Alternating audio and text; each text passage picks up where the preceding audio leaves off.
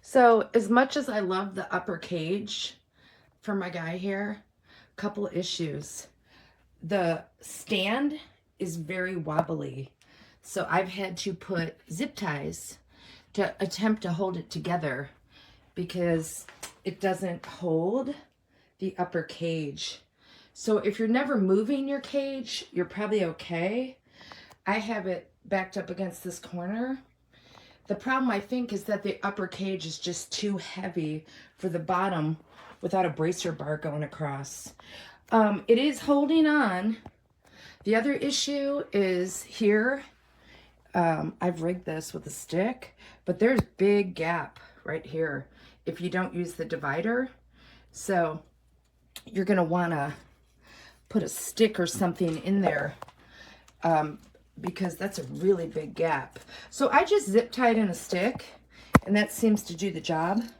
My guy loves this cage. He's a rescue, and he came from a horrific experience, and he loves this cage.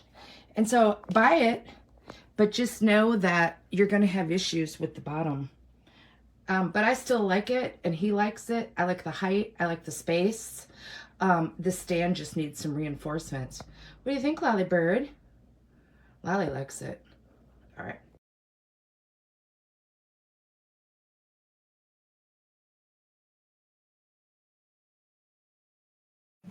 These are the two cages that I bought. I really like them. They're nice and tall and easy to clean. The doors work very well. Come on, Cappy. Come on out. These slide out very easy. The trays come out very easy. And they're just easy. You don't have to get on your hands and knees to clean these. Hi, Cappy. And they work very well. I'm very pleased with them. They're not sturdy enough for anything bigger than a conure. I wouldn't put an Amazon or a gray or anything in there. I have my Amazon in that one. But anyway, I'm very satisfied with these, and I would buy them again.